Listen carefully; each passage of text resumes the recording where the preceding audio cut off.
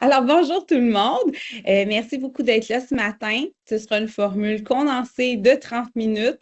J'ai beaucoup d'informations à vous donner. Ça va être des webinaires qui seront généreux. Fait que sans plus tarder, les gens pourront s'ajouter à nous au fur et à mesure qu'ils entreront dans la présentation. Je vais donc tout de suite commencer. Donc, pour bien débuter les choses, ben, je n'ai pas le choix de vous dire qui nous sommes, le Centre Umami.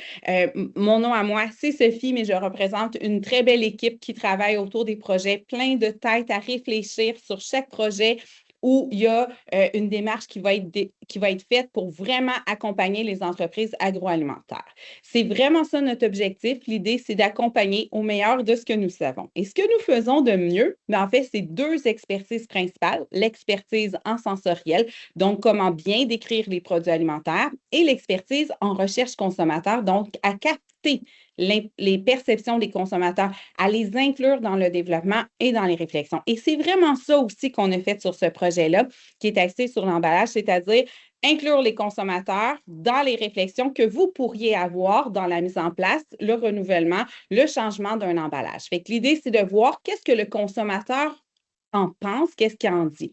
Nous avons orienté, bien sûr, la démarche, mais tout ce que je vais vous dire aujourd'hui, ça vient de eux. C'est une information qui a été cueillie auprès des consommateurs. Parce qu'en fait, là, chaque année, sur 10 nouveaux produits, puis je le dis toujours parce que je me dis, plus les gens sont conscientisés à ce chiffre-là, plus on va travailler ensemble pour influencer, comme je dis, positivement la statistique. Fait qu'il y a 10 nouveaux produits qui vont être lancés, il y en a un seul qui va devenir un succès, puis il y en a 5 qui ne resteront pas sur les rayons plus d'un an.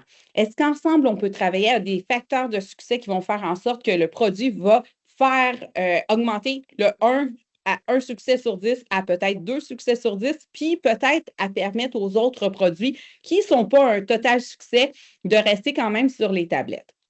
Bien, pour ça, on est très conscient par la recherche consommateur qu'on fait sur les produits qu'il y a d'autres choses qui vont venir influencer. Fait que des fois, à la base, c'est est-ce que l'idée, elle est bonne? Est-ce qu'elle répond à des besoins? Est-ce qu'il y a quelque chose actuellement qui a besoin d'être capté pour pouvoir construire un nouveau produit? Et il y a aussi tout ce que l'emballage va représenter. Fait que c'est un tout qui vient ensemble. Puis bien souvent, on se concentre sur une des étapes ou certaines de vos équipes se concentrent sur une des étapes. Mais pour nous, ce qu'on voit beaucoup dans la satisfaction du consommateur, c'est que c'est un tout.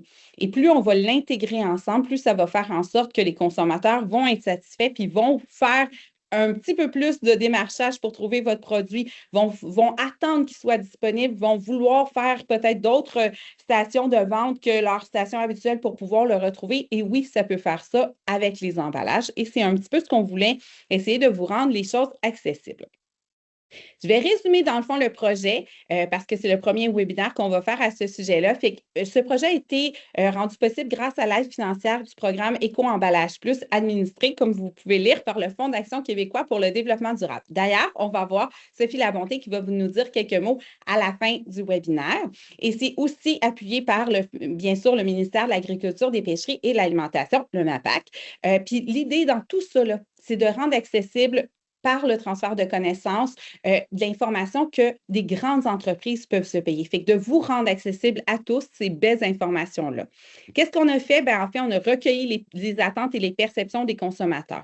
On est allé jaser avec eux. On a fait plusieurs groupes de discussion. Je vais vous le montrer par la suite. Ensuite, on a compilé tous ces résultats-là pour faire ressortir les principaux constats. C'est ce qu'on va vous présenter. Et puis, dans le fond, l'idée, c'est là, on est rendu à la série de webinaires. Alors, merci d'être là. Je ne vais pas vous répéter ça à chacune des fois, mais je pense que comme c'était le premier, c'était très important pour moi de vous présenter un petit peu qu'est-ce que c'était les grandes étapes du projet. Ça va donc donner lieu à 3 webinaires ou des sujets complémentaires, en fait. Ce n'est pas complètement différent, mais c'est des sujets complémentaires. Fait qu'aujourd'hui, on est plus sur la globalité. La prochaine fois, on va être plus sur les meilleurs et les pires dans différentes catégories. Et la dernière partie, celle que sûrement vous attendez le plus, c'est la partie sur l'éco-responsabilité des emballages. C'est l'affaire de qui? Vous allez voir, il y a un flot continu entre tout ça. C'est très complémentaire, puis ça vient bonifier l'information que vous allez avoir. C'est pas impossible de ne pas avoir assisté c'est pas impossible de ne pas assister à un, mais je vous invite vraiment à voir les trois. Bien entendu, je dois vous dire qu'est-ce qu'on a fait parce que c'est ça qui va donner un peu plus la crédibilité autour des informations que je vais vous donner. Fait qu'on a réalisé de l'exploration qualitative, c'est-à-dire des groupes de discussion. On a jasé avec 247 consommateurs. Comme vous pouvez le constater, ce n'était pas une jasette individuelle, c'était une jasette de groupe. Donc, ça commençait par une première partie où j'expliquais le projet à tout le monde. Et après ça, les gens se divisaient en plusieurs petits groupes, généralement de 5 à 8 participants dans chacune des salles, et on a reproduit ça sur plusieurs fois, plusieurs soirs en fait, et plusieurs thématiques. Les objectifs, dans le fond, c'est je veux que les gens puissent s'exprimer dans leurs propres mots. Bien entendu, il y a les questionnaires, on voit des chiffres, on essaie de comptabiliser, mais dans la vie, il y a ce que le consommateur exprime, ce qui est en dedans de lui, puis qu'il n'ose peut-être pas dire. Mais quand je lui fais parler au nom de quelqu'un d'autre qu'il connaît, c'est là qu'on va défaire un petit peu les barrières. Fait que c'est vraiment ce qu'on est allé chercher en allant avec une méthodologie de groupe de discussion. Ce qu'on voulait faire ressortir, c'est aussi pour le consommateur, qu'est-ce que ça représente l'emballage? C'est quoi les fonctionnalités qu'ils voient? Qu'est-ce qui va avoir de l'impact sur leur rachat d'un produit? Et puis finalement, en dernier lieu, discuter avec eux parce que je ne voulais pas brûler en fait le sujet puis faire en sorte que tout le monde soit vraiment là-dessus parce que si je vous dis on va parler d'entraînement aujourd'hui, bien, tout le monde va me dire qu'aujourd'hui il s'entraîne puis à quel point c'est bon l'activité physique. Bien, c'est la même chose. L'idée, c'est d'amener ce sujet-là, mais plus vers la fin de la discussion. Naturellement, si elle est venue de par elle-même, la partie éco-responsable, bien sûr, on a voulu l'inclure, puis oui, on est allé un petit peu surfer là-dessus, mais de façon générale, on arrivait plus à la fin des groupes de discussion sur cette partie-là. Sachez que les grands de l'extérieur, puis peu importe la présentation que je vais faire, je vais mettre ce genre de page-là qui vous illustre un petit peu quels sont les grands joueurs, bien, ils en font de la recherche sur les emballages également. Parce qu'ils ont bien compris que l'emballage, ça faisait partie du tout du produit. Fait que si, par exemple, ils changent quelque chose, bien, ils vont sonder leurs consommateurs pour s'assurer que si je fais quelque chose, est-ce que ce sera bien perçu? Est-ce que je vais entacher ma notoriété? Est-ce que je suis capable d'aller chercher des parts de marché que je suis en train de perdre? Fait que oui, l'emballage va faire partie de ça, comme plein d'autres facteurs qui vont venir influencer et ils le testent. C'est pour ça que l'objectif du projet, c'est de vous rendre accessible tous la même information sur différents types de produits. Fait que les catégories qu'on a choisies pour celui-là, on essaie de couvrir le plus large possible pour s'adresser à tout le monde. Fait qu'on est allé dans le fruit et légumes, mais quand on dit fruits et légumes, il y avait aussi les jus de fruits, il y avait aussi le surgelé. Dans la viande et poissons, de la même façon, la boulangerie, le comptoir réfrigéré, vous allez voir, je vais vous le détailler au fur et à mesure que les webinaires vont passer. La partie ingrédients, fait que de l'épice jusqu'aux pâtes à spaghetti. Et pour conclure tout ça, parce que ça s'est fait un peu selon les groupes, avec le prêt à manger, c'est-à-dire tout ce que les gens sont à même de retrouver dans les prêts à manger. Même chose au niveau du profil des participants, fait qu'on est allé chercher, on n'a pas fait les groupes de discussion avec les 247 personnes qui ont passé en avant du Centre Umami puis qui ont eu le goût de nous jaser. On les a sélectionnés, nos consommateurs. On est allé chercher des profils différents. Puis ce qu'on voulait, c'est que cette information-là, elle soit complémentaire et la plus représentative possible. Parce qu'en fonction de mon étape de vie, et c'est vraiment ce qu'on a pu constater dans les groupes, en fonction de mon étape de vie, bien, ça se peut que j'ai des préoccupations pour des portions individuelles. Alors que ça se peut que si, par exemple, on est 8 personnes dans notre famille, qu'on est une famille reconstituée, bien là, moi, j'ai plus une préoccupation de gros format et d'économie. Fait que voyez-vous, on est allé essayer de capter le maximum de chacune des catégories, des profils de participants. Ça l'a donné à peu près entre 45 et 50 personnes de chacune des catégories. Ouais, entre 40 et 50 personnes de chacune des catégories. Je reviens 2 secondes, juste vous dire que, bien entendu, ça se pouvait que j'aie de 18 à 35 ans et je sois aussi parent de jeunes enfants de 0 à 5 ans. Ce n'est pas impossible qu'une personne se retrouve dans 2 catégories, d'où le total qui peut donner un peu plus élevé. Alors, qu'est-ce qu'on a expliqué aux gens? Bien, c'est rare que les gens se parlent que du contenant. Fait qu'on a vraiment expliqué aux gens, bien, ce que je veux savoir, là, par exemple, dans la catégorie du lait, je ne veux pas savoir si vous préférez le lait qui est bon au lait Nutrinor ou l'inverse. Je ne veux pas savoir que le lait Nutrinor goûte plus que telle chose. Ce que je voulais savoir, c'est en termes de contenant. Fait qu'on présentait ces exemples-là d'entrée de jeu pour être sûr que les consommateurs avaient bien saisi que c'était l'emballage qui nous intéressait et non pas le produit à l'intérieur. C'est donc comme ça qu'on a présenté. Fait que ce soit pour le lait, que ce soit pour la soupe ou que ce soit pour les salades, je donnais les différents exemples, puis j'expliquais que c'est pas parce que le contenant, c'est de la salade de légumineuses, puis l'autre, vous aimez pas la salade de légumineuses, puis l'autre, c'est de la salade de chou, puis vous aimez pas le chou, mais vous avez donc bien la salade César. C'est pas ça qui m'intéressait dans ce cas-ci. C'était vraiment les fonctions de l'emballage, la façon qui était présentée, la façon que c'était rendu accessible. Fait que j'ai invité les gens à penser que le produit pourrait se retrouver dans chacun d'entre eux pour essayer d'imaginer le plus possible ce qu'on recherchait. L'emballage, là, ce que ça laisse entrevoir, puis vous le savez tous parce que vous êtes là-dedans, mais ça laisse entrevoir le niveau de qualité du produit. Un peu comme un film 5 étoiles ou 3 étoiles dans ce cas-ci, ben, quand je m'en vais assister à quelque chose puis quelqu'un me l'a vendu comme étant le chef-d'œuvre à voir en 2025, j'arrive avec un niveau d'attente. Ben, c'est un peu ce que fait les emballages pour la plupart des consommateurs. Fait que l'emballage vient nous donner une certaine forme de notoriété. Ben, par exemple, si j'ai à recevoir ou peut-être que je vais aller opter pour la boîte de sushi qui est en bas. Mais dans ma vie de tous les jours, les gens sont conscients que ben, je voudrais peut-être pas payer plus pour ce type d'emballage-là. Peut-être que ce que j'ai actuellement, ça fait très, très bien le travail, puis je suis content avec ça.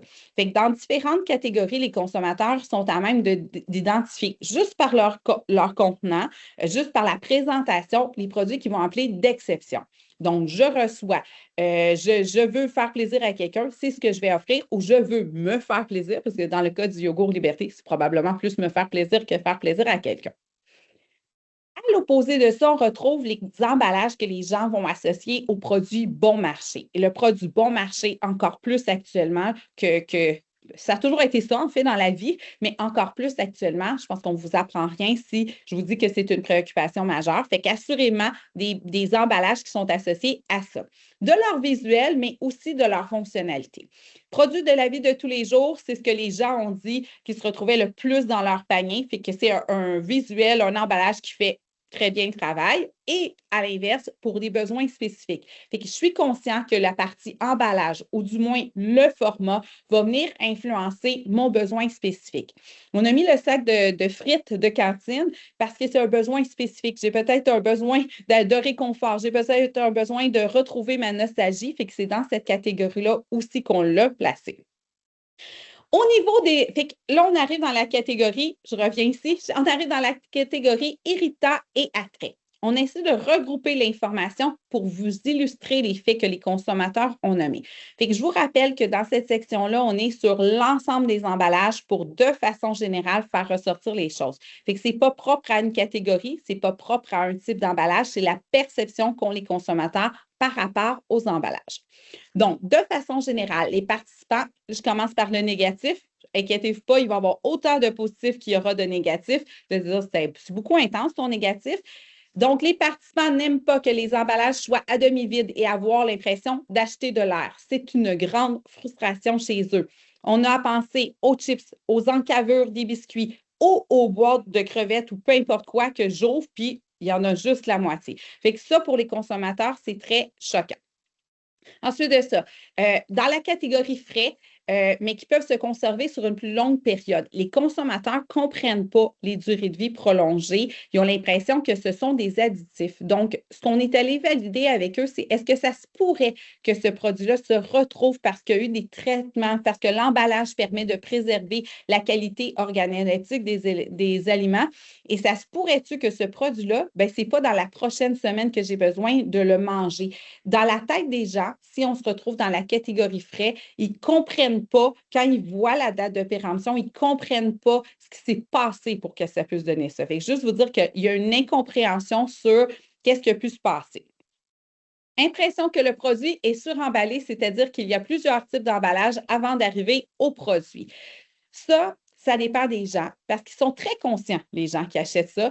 J'ai donné l'exemple du Babybel. Fait que de devoir avoir le filet, après ça, le petit emballage, après ça, la cire qu'ils vont être capables d'ouvrir, c'est comme des étapes de trop pour eux. C'est comme ils comprennent, c'est quelque chose qui est axé sur la nostalgie, mais ça devient un irritant. Puis ça, c'est si je suis pas pressée, je fais ça. Mais si je suis pressée, on dirait que c'est comme des étapes de trop. La même chose dans le cas du gâteau, plusieurs ont dit, ben, il y a plusieurs étapes d'emballage, c'est dérangeant. Bien entendu, tous les formats Costco s'appliquaient aussi. Il y en a pour qui c'est un avantage, mais dans ce cas-ci, d'avoir une boîte par-dessus plusieurs boîtes, ils sont conscients de pourquoi ça arrive, mais ils ont quand même l'impression de nuire un petit peu à l'environnement en faisant ça.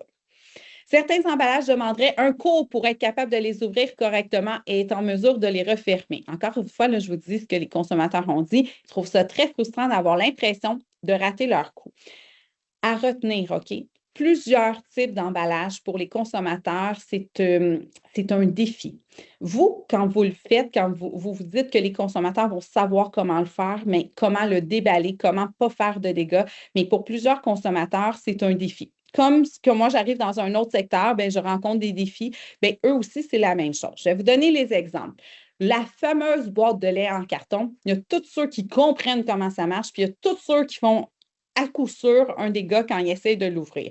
Fait qu'il y a cette incompréhension-là. Les tranches de viande froide, des viandes à sandwich, les gens comprennent pas comment ils doivent l'ouvrir. Dans plusieurs cas, ce qu'ils vont faire, c'est le couper, puis ils sont plus capables de le refermer.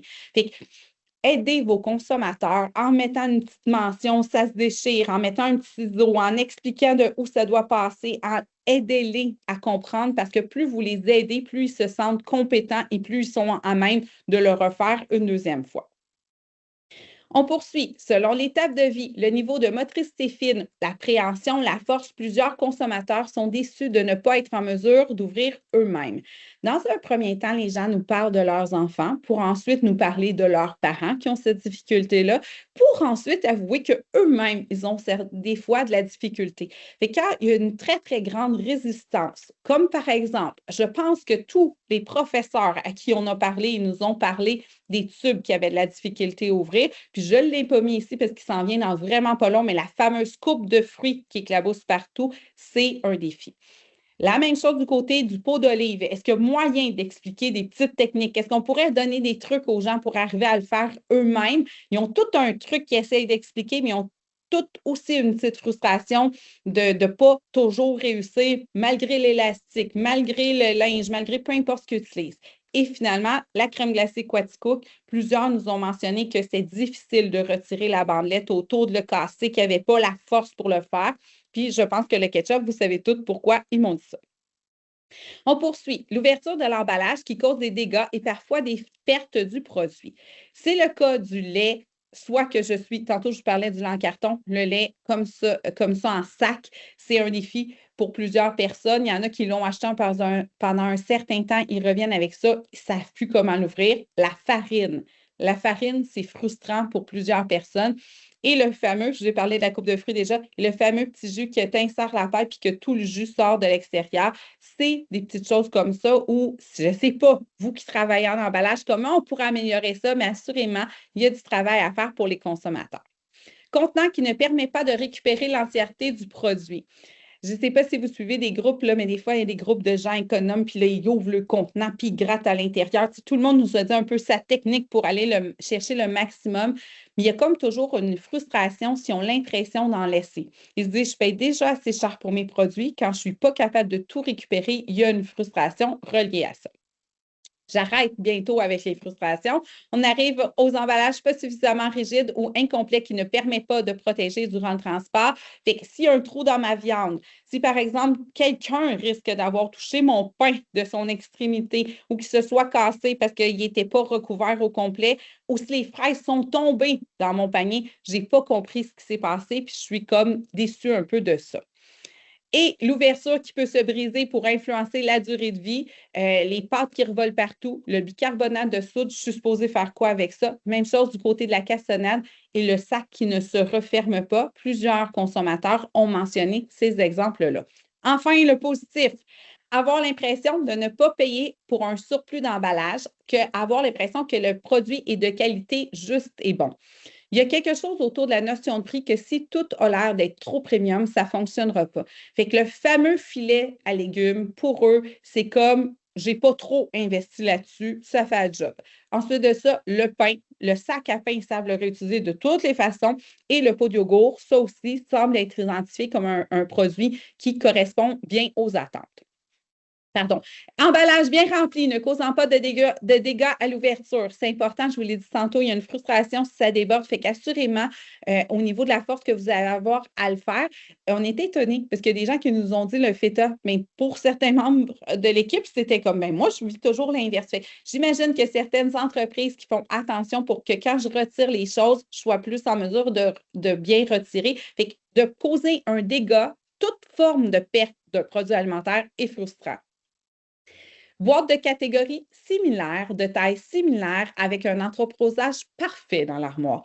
Plusieurs consommateurs ont mentionné que c'était donc bien agréable d'avoir les boîtes de céréales toutes alignées, toutes du même format, qui permettaient aux membres de la famille de faire un choix ou à la même personne d'en avoir plusieurs. Il y a une espèce de synchronisation qui doit se faire. C'est la même chose au niveau des épices ou au niveau des pâtes alimentaires. Ils sont prêts des fois à payer plus cher pour avoir la boîte parce que les boîtes, elles s'empilent parfaitement. Possibilité de refermer pour des occasions multiples permettant de garder des qualités organoleptiques. Que ce soit un pot de marinade, un pot d'arachide, un sac de fromage qui sauve parfaitement, dès que le produit permet de garder les qualités, de préserver tout ça, que je n'ai pas l'impression de perdre quoi que ce soit, c'est merveilleux pour le consommateur. Encore une fois, ce que je vous dis, c'est les perceptions des consommateurs. En passant, c'est plus facile pour un consommateur de critiquer l'offre actuelle que de vous dire ce qui est positif sur les choses. C'est pour ça que j'avais beaucoup de négatifs au début, mais soyez assurés, il y a d'autres choses. Emballage amélioré favorisant l'utilisation rapide par l'ensemble des membres du foyer. Donc, que ce soit les squeezes, que ce soit le fameux pot qui me permet donc de bien verser que je vais refiler à l'intérieur ou la cruche de lait en plastique, qu'elle soit en 2 litres ou en 4 litres, étonnamment, les gens trouvaient ça donc bien intéressant et facile à ouvrir, facile à verser. Ensuite, permettre une sélection éclairée du produit, soit par la transparence, une photo, une petite fenêtre ou peu importe. Dans le fond, les gens, là, une photo sur le produit, ça fait bien le travail. Fait que plus je vois le produit à l'intérieur, plus j'ai l'impression que je fais mon propre choix en fonction de mes propres critères de qualité. Je pense que je ne vous apprends rien si je vous dis que les gens aiment toucher les choses. Bien entendu, ils n'aiment pas que leur produit ait été touché, mais ils aiment toucher les choses. Fait que de favoriser cette présence-là, ben c'est très apprécié. Information claire sur le produit pour clarifier les attentes et permet de choisir en fonction de ses préférences. Plus vous mettez les mentions claires, plus les gens sont à même. Fait que ce soit un terme organoleptique comme crémeux, moelleux, là, attention. Si vous mettez ça puis que c'est pas ça, là, vous les avez mal guidés, ce sera une autre histoire, mais c'est très, très important de pouvoir guider. C'est le cas dans le cas des piquants, c'est le cas dans le cas des profils acidulés, peu importe quoi, plus vous guidez le consommateur, plus l'emballage va lui servir à faire un choix éclairé. Avoir un choix d'emballage avec le même produit, mais de formats différents et en différentes portions. Ce ne sont pas toutes les familles qui ont les mêmes besoins et plusieurs nous ont dit qu'ils refusaient des fois d'acheter un produit parce qu'il ne correspond pas à leurs besoins. C'est-à-dire que le format, il est trop gros, puis que tant qu'à le gaspiller ou à se forcer à le manger, ils préfèrent ne pas l'acheter. Fait qu'assurément, si vous offrez des variantes de vos produits les plus forts, ça peut permettre aux consommateurs d'y aller en fonction de ses propres choix. À l'inverse, des fois, la portion individuelle, c'est comme frustrant pour ceux qui n'en ont pas besoin puis qui trouvent que ça pourrait être du suremballage ou de l'abus autour de ça, mais ceux qui ça correspond à leurs attentes recherchent ce genre de produit-là. Globalement, dans le fond, fait que là, je vous ai tout dit ce qui a été dit de façon qualitative, mais on leur a aussi fait remplir un petit sondage que je vais repasser plus en détail. Fait que les gens se sont prononcés, nos 247 participants se sont prononcés sur les critères qu'ils jugeaient le plus important par rapport à un emballage. Et voici ce qui a principalement ressorti. Fait que pour eux, là, l'emballage doit prolonger la conservation. C'est-à-dire que si l'emballage, quand je l'achète, mon produit à l'intérieur, il est déjà détérioré, c'est un gros problème pour eux. Fait que la qualité première qu'ils recherchent chez un emballage, c'est s'assurer que le produit qui est à l'intérieur correspond bien à ce qu'ils ont comme attente de qualité organoleptique. Ensuite de ça, critère numéro 2 avec 76 la partie refermable. Tout ce qui se referme. Fait qu'il fut un temps où, puis plusieurs nous l'ont dit, le YOP n'était pas refermable. Depuis qu'il a son bouchon, c'est vu comme un gros plus. les viandes du Breton, le bravo, beau travail, ça se referme parfaitement. Les consommateurs qui n'ont acheté voient toute la différence au niveau, la fermeture éclair qui fonctionne bien. Même qu'il y en a qui nous ont dit, hey, j'ai envie de revenir à quand j'allais à la boucherie les faire trancher, tellement d'autres types d'emballages qui recollent, c'est difficile à recoller. Même chose au niveau des fruits surgelés. Fait que l'aspect refermable, c'est très, très recherché. Pratiquer au niveau de l'ouverture. Tantôt, je vous ai dit, on veut sentir que ça fonctionne bien. Plusieurs nous ont dit que le sac d'épinards, là, ça revolait partout. La coupe de fruits. Je ne vous parlerai pas de la pizza froide parce que pour vrai, personne ne comprend comment c'est la bonne façon pour le déballer, comment c'est la bonne façon pour le refermer. Puis, à part s'ils le consomment tout d'une fois, ils ne comprennent pas ce principe-là. Ils ont de la difficulté à l'ouvrir. Fait que c'est autant refermable qu'à l'ouverture. Je vous ai déjà parlé de la crème glacée. Fait que cet aspect-là, praticité à l'ouverture, est très important pour les consommateurs. Praticité d'entreposage, on a glissé un mot tantôt. En passant, la pochette comme ça se place très, très bien dans les réfrigérateurs selon les consommateurs. Fait que c'est le genre de nouveau emballage que les consommateurs, ceux qui ont adhéré à ça, recherchent et trouvent intéressant. L'opposé de ça, je reviens avec le fameux sac de farine. Les ingrédients sont beaucoup retransférés dans autre chose, mais assurément, il y a comme des irritants majeurs au niveau de ce type de produit-là. Matériaux recyclables. Fait que c'est 63 des gens qui jugent que c'est très important. Voici ce qu'ils ont identifié comme plus recyclable de prime abord. Fait qu'ils sont allés sur des matières plus carton, verre et aluminium. Puis, de l'autre côté, ils sont très, très inquiets de qu'est-ce qu'on fait avec un aérosol comme le PAM, par exemple, ou la crème fouettée. On dirait qu'ils ne savent pas quoi faire avec ça. La même chose au niveau de la pochette Go-Go Squeeze. Qu'est-ce qu'on est supposé faire avec ça? Fait que juste dire que pour l'instant, ce n'était pas le sujet, mais c'était d'entrée de jeu, puis qu'on l'a quand même fait. C'est les choses qu'il mentionnait particulièrement. Format adapté à ma situation familiale et les besoins du moment. Je ne veux pas gaspiller, comme je l'ai dit tantôt, mais en même temps, je suis conscient que plus j'achète un gros format, mieux je peux aller au niveau du prix. Fait que c'est sûr que ça va aller vers ça. Je vous ai mis à l'opposé des choses qui ont ressorti chez plusieurs consommateurs. La conserve de lait de coco, là, si je la consomme pas au complet, qu'est-ce que je suis supposée faire avec ça? Puis quand le consommateur il a l'impression de jeter, il ne se sent pas bien de faire du gaspillage alimentaire. Fait que si on trouve le moyen de faire des formats plus adaptés ou des. Je sais qu'il y a d'autres types d'emballages, mais pour lui, pour l'instant, il a encore connu ça, puis c'est ce qu'il a en tête. J'ai mis la tarte, mais c'est plus en fonction de. Si moi, j'ai un petit appétit puis que je vis seule, ben peut-être que je vais me limiter au niveau de ma consommation de la tarte. Fait que c'est vraiment de toujours penser au type de famille qui peuvent vouloir des besoins différents.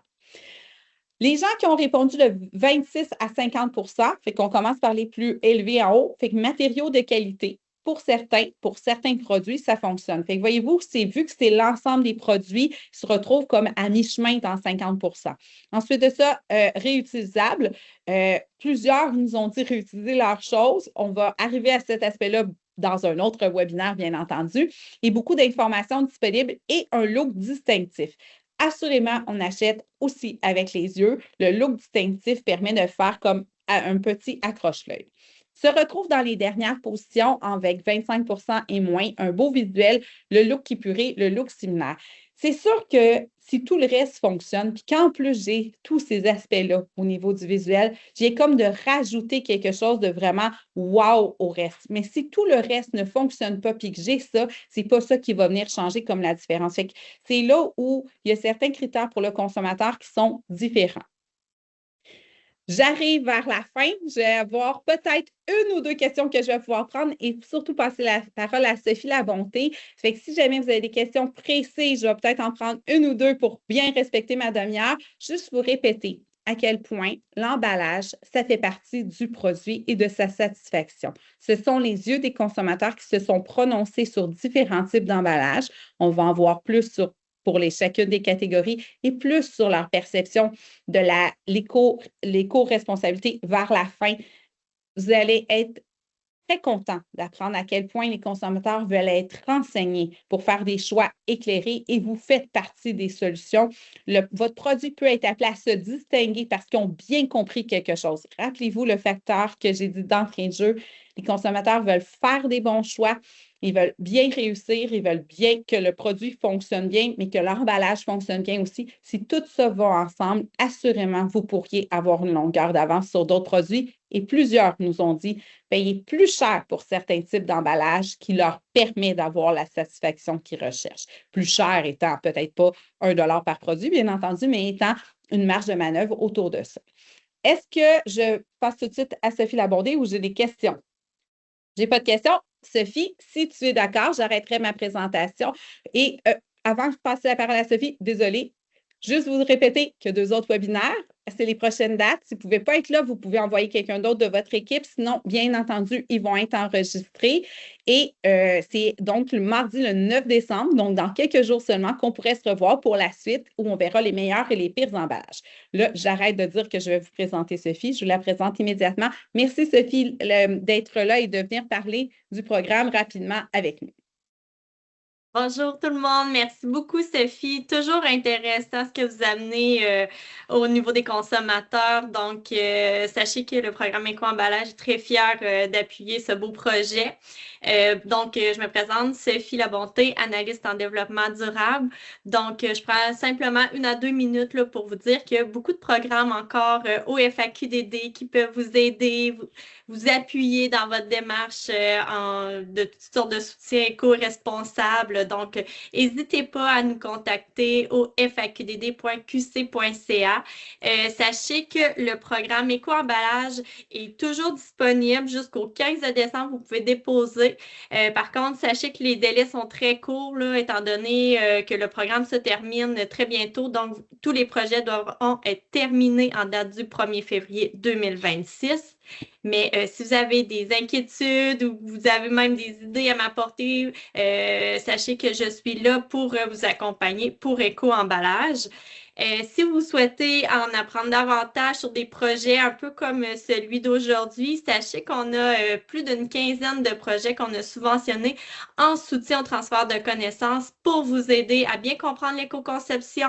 On aborde beaucoup de sujets, donc je vais pouvoir mettre le lien dans la conversation. Donc, n'hésitez pas à consulter ces outils, sont là pour vous, pour les transformateurs. Je vous laisse ça tout à l'heure. Et sinon, on a toujours le Fonds Éco-Leader qui est un super beau programme que je sais que parmi vous, il y en a qui ont déjà déposé un projet, pardon. Donc, sachez que c'est toujours possible jusqu'en 2026 de déposer un projet.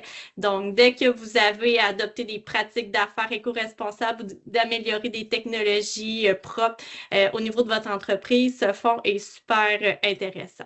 Donc, je reviens à toi, Sophie, pour les questions. Merci, Sophie. Juste vous dire que l'emballage peut vraiment être un trait distinctif. Si vous avez l'occasion de pouvoir retravailler votre produit, d'inclure différentes perceptions, comme Sophie vient de le dire, et d'être aidé financièrement là-dessus, prenez-le de façon stratégique. Puis c'est un peu ça qu'on voulait vous donner comme information. Il y a différents facteurs chez les consommateurs, mais je pense que de façon générale, vous allez être appelé à réfléchir, à changer parce qu'il y a des nouvelles lois qui vont arriver, parce qu'il y a des tâches qui vont changer ou peu importe votre produit, le format, considérez-le toujours comme un facteur clé de la satisfaction de vos consommateurs et tant mieux si vous pouvez y amener cet aspect-là éco-responsable. Juste vous dire que les consommateurs, là, ils vous font confiance. Ils ont confiance en vous que vous allez leur proposer des emballages de choix qui vont permettre d'être bons aussi pour la société et l'environnement. Merci pour votre intérêt. On se revoit donc mardi prochain pour assister au prochain webinaire. Et bien entendu, il y a une question? Oui, parfait. Oui. Oui, s'il vous plaît. Pour avoir plus de détails sur vos participants, votre échantillon de répondage provient de quelle région du Québec? Aussi, quels sont leurs âges moyens? OK. En fait, vu que là, ça fait déjà une demi-heure, ce que je vous dis, c'est qu'on va se revoir la prochaine fois, puis je vais arriver avec tout ce détail-là. Je lis le profil socio-démographique. Donc, je vais être en mesure de bien répondre à la question pour vous aiguiller, en fait, pour la suite. Puis, ça va encore plus être pertinent avec le prochain, puisqu'il fallait que je sépare un petit peu le contenu. Fait que soyez assurés que le prochain webinaire, je vais essayer de débuter comme ça pour pouvoir bien répondre à votre question. C'est bon? Merci beaucoup tout le monde. Je vous souhaite un très bon dîner et au plaisir.